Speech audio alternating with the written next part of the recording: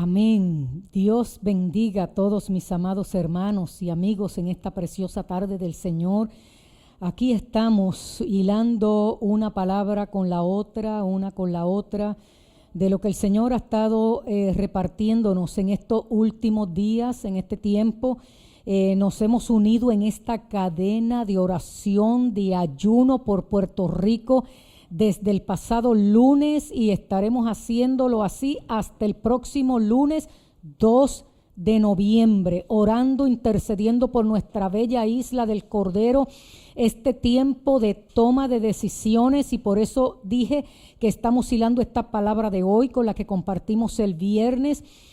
Tiempo de tomar decisiones, decisiones de trascendencia, decisiones basadas en la palabra, decisiones que vayan coherentemente con nuestras creencias, con el fundamento de la palabra, con el propósito y las intenciones de Dios, que podamos ser íntegros, espíritu, alma y cuerpo, pensamientos, conducta, creencias, con respuestas de decisiones.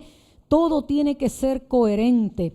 Y en este tiempo, mis amados hermanos, estamos orando por Puerto Rico para que el Señor nos ayude a hacer su voluntad en este tiempo.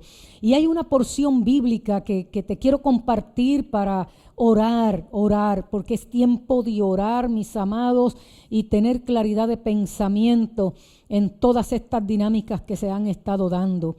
Y es en Isaías 35:8, es una palabra que Dios le da al pueblo de Israel. Y le da esta palabra al pueblo de Israel a través del profeta Isaías, y nos sirve de referencia a nosotros como iglesia, como hijos de Dios. Y dice así: habrá calzada y camino, y será llamado camino de santidad. No pasará inmundo por él, sino que él mismo estará con ellos. El que anduviese en este camino, y esta es la palabra que me gusta muchísimo, por torpe que sea, no se extraviará.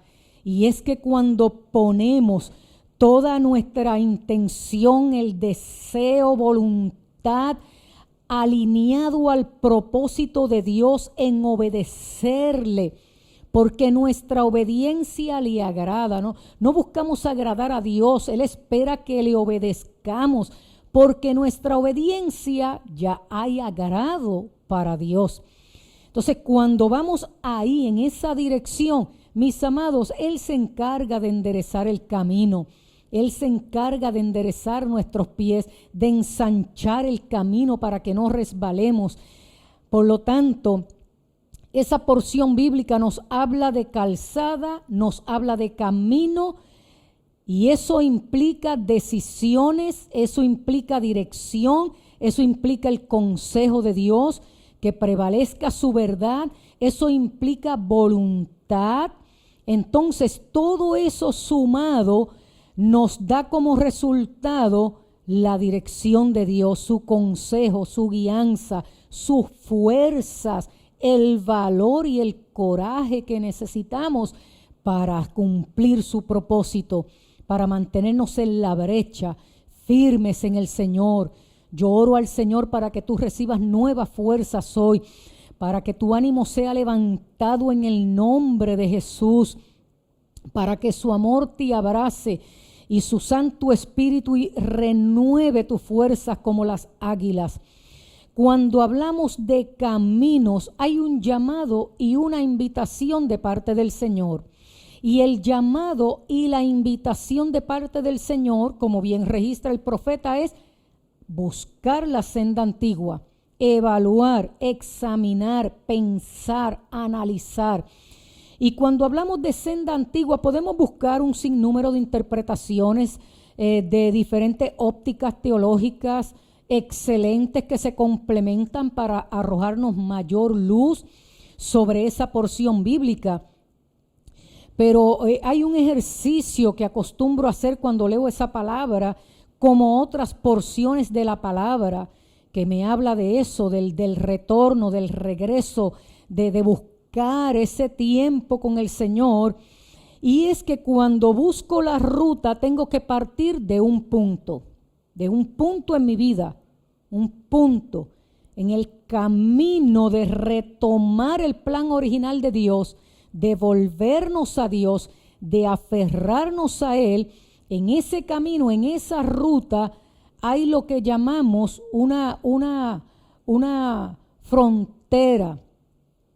Hay lo que llamamos esa línea.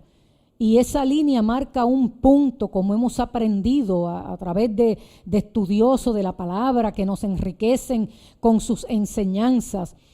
Entonces, en esa ruta donde Dios nos invita a andar, cuando Dios quiere llamar nuestra atención, reenfocar y como dicen los GPS, los famosos instrumentos estos de dar dirección, recalcular la ruta que llevamos para retomar la ruta correcta, hay un tiempo determinado por el cielo que le llamamos Kairos.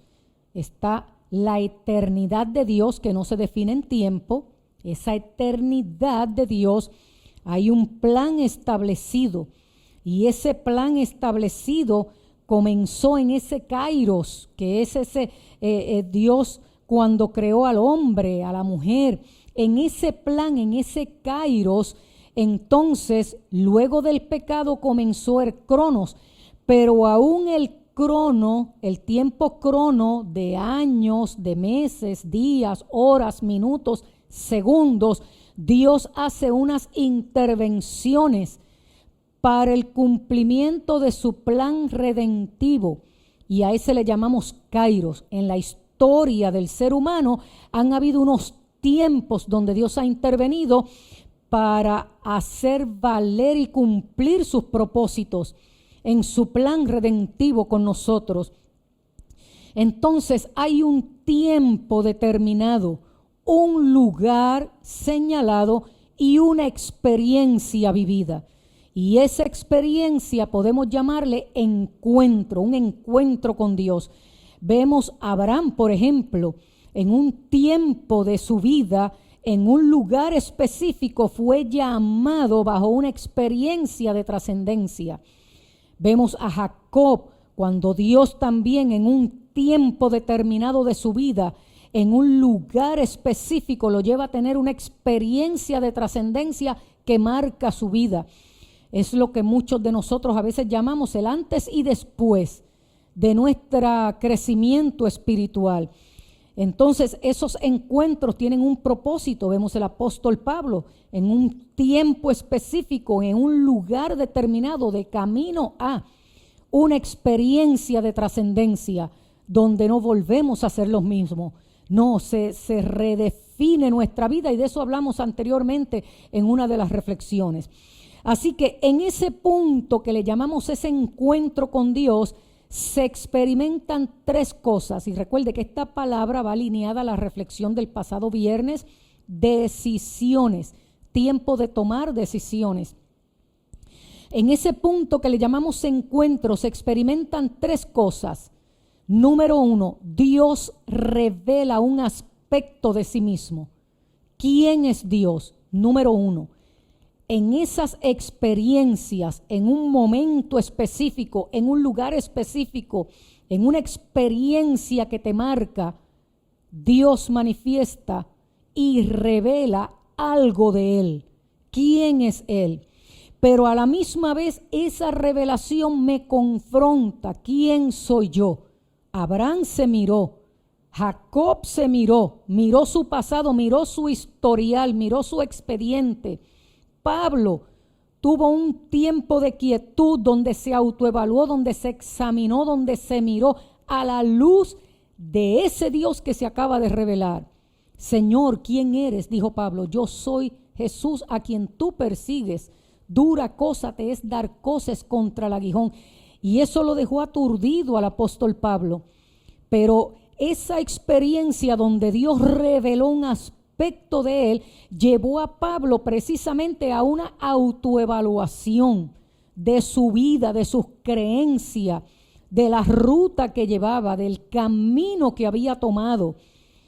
Y luego descubrimos, que es el número 3, ¿quién es ese Dios en mi vida?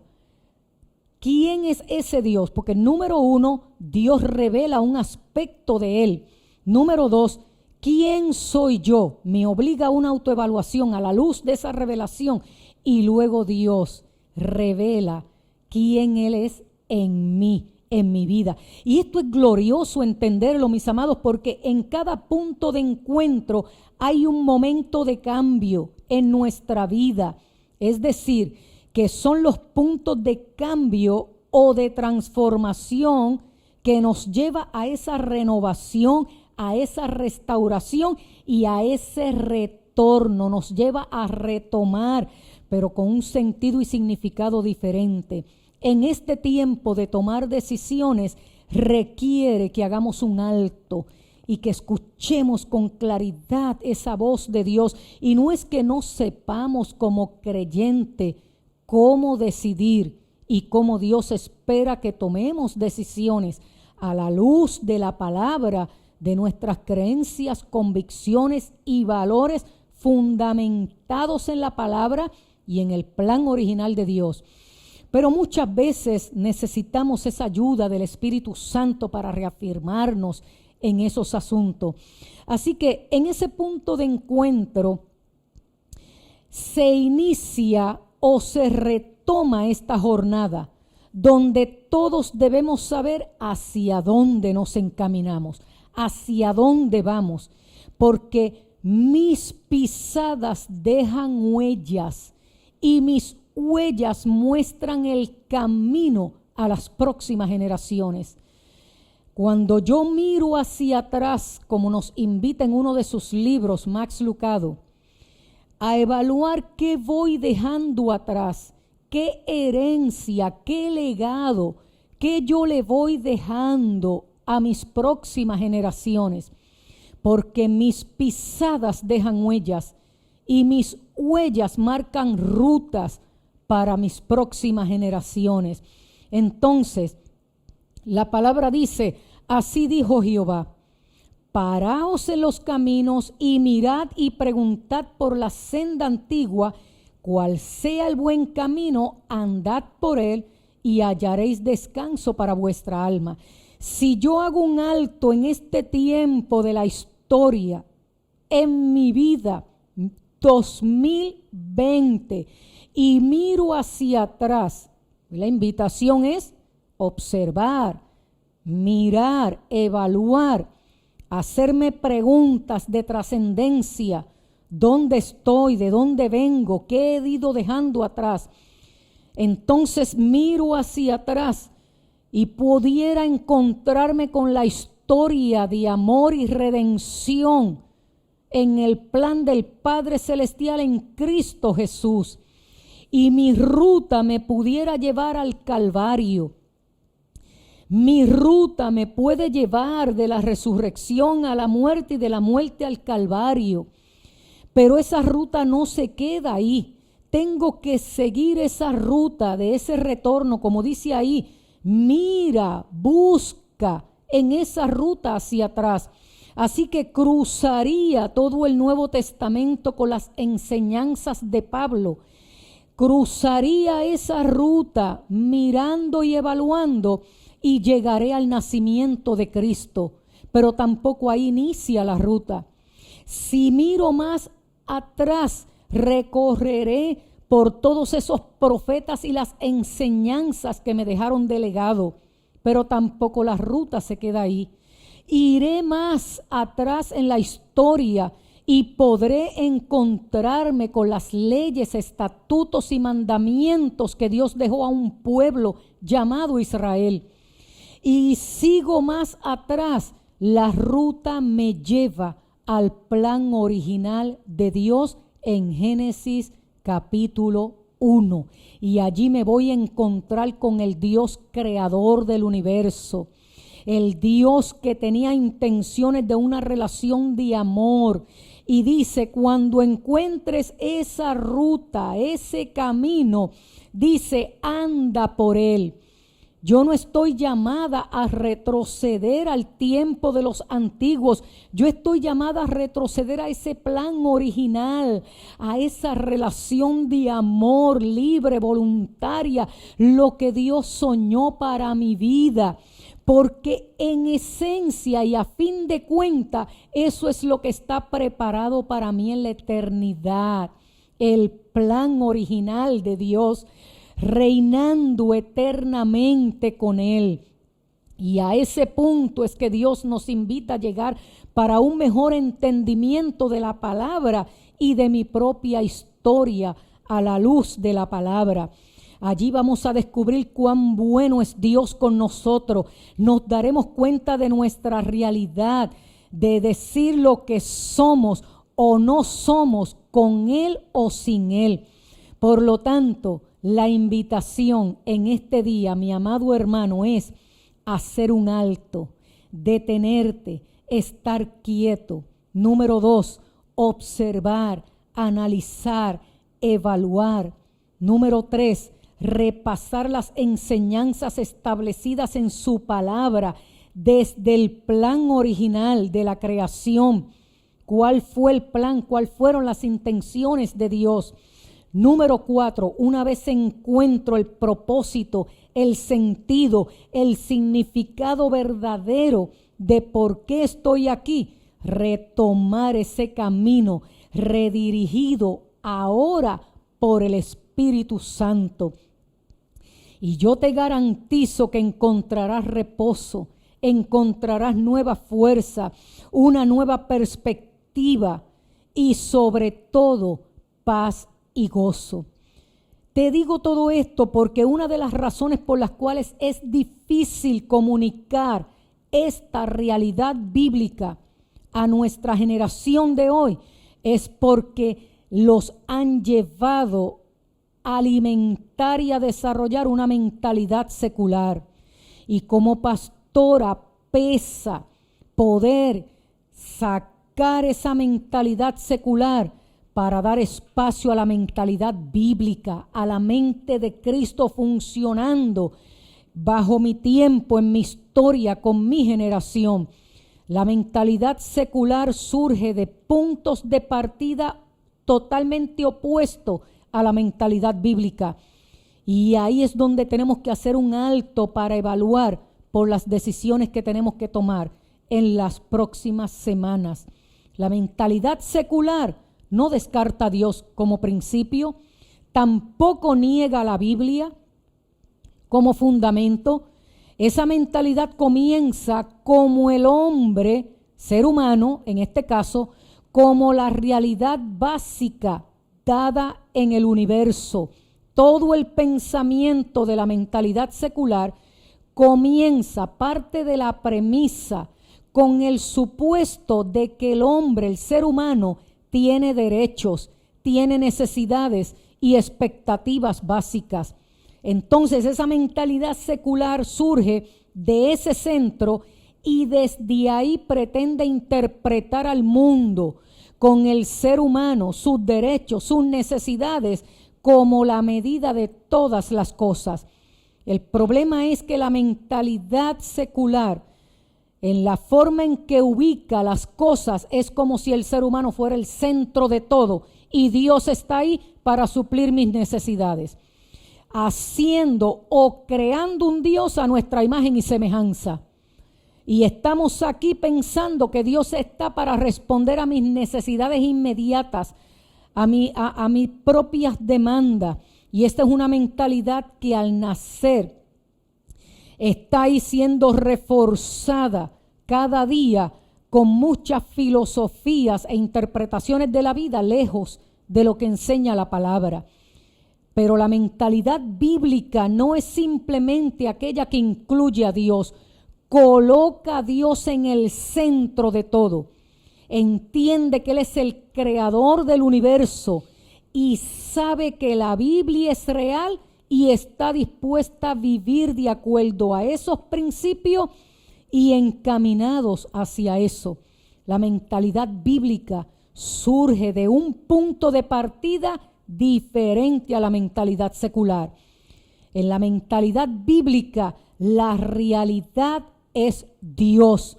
Y Él estaba ahí antes de que yo existiera, antes de que ser humano alguno existiera, antes de que cualquier cosa existiera. Él es el eterno, el soberano, el todopoderoso, santo Dios.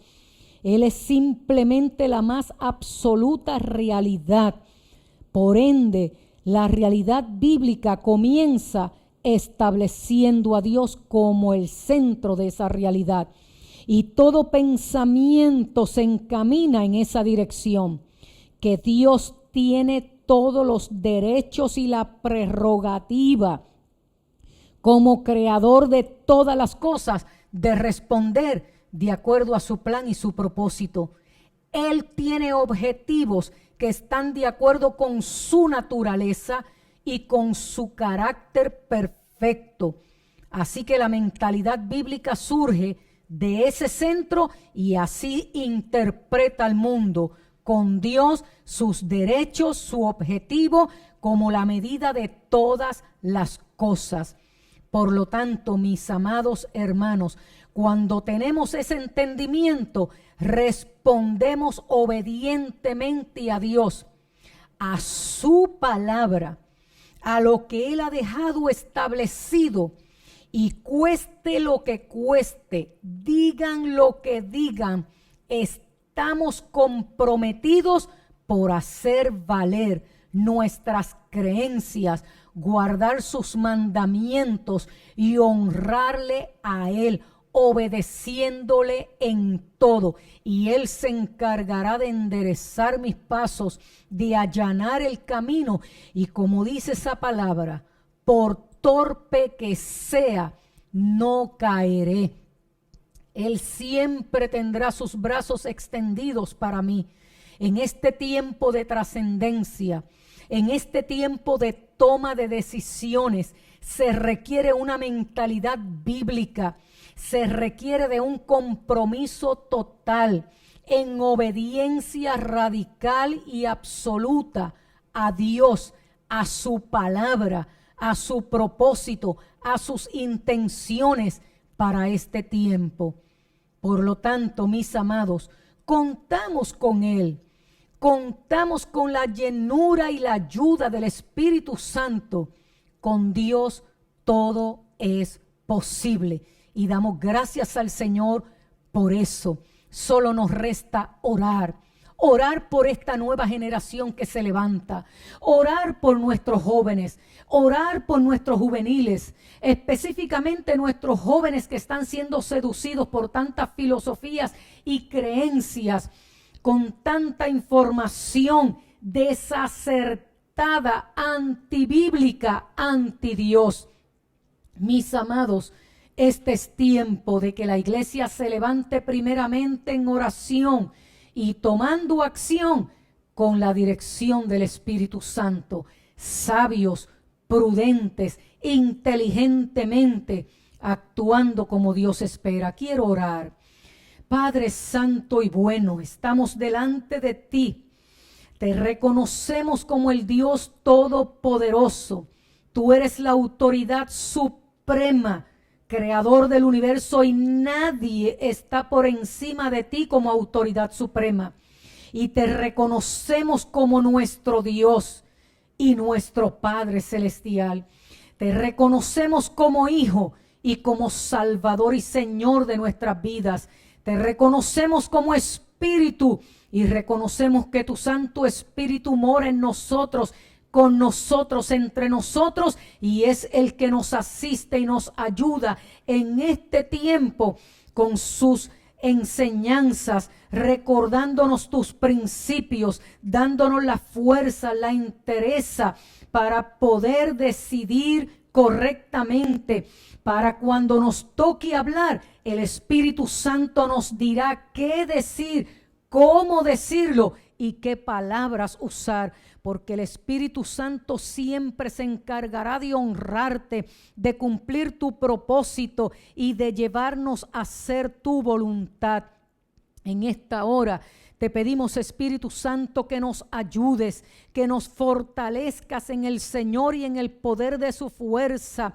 Espíritu Santo, renovando nuestras fuerzas, retomando el valor y el coraje en sentido espiritual, Señor, para mantenernos firmes en la brecha, Señor, mantenernos firmes en tu palabra, para hacer valer, Señor, nuestras creencias, que tu palabra es la autoridad sobre toda la cosa escrita aquí por hombre alguno, que tu palabra es lámpara en nuestros pies y lumbrera en nuestros caminos, que estamos aquí para vivirla, para modelarla, para defenderla, Señor amado, en principios y valores.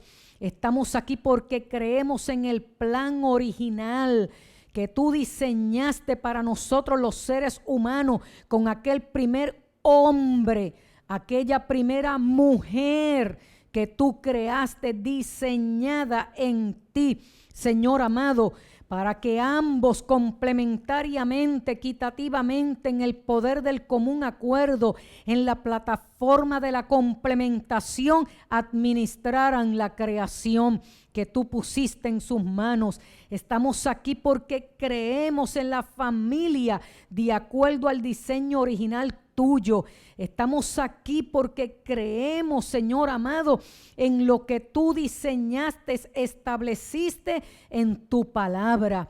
Y estamos aquí, Señor, en tu nombre, para tomar decisiones correctas, inteligentes, sabias, prudentes, que te honren a ti, porque de esa manera tú te encargarás de enderezar nuestros pasos y guiarnos en tu verdad al cumplimiento de tu propósito.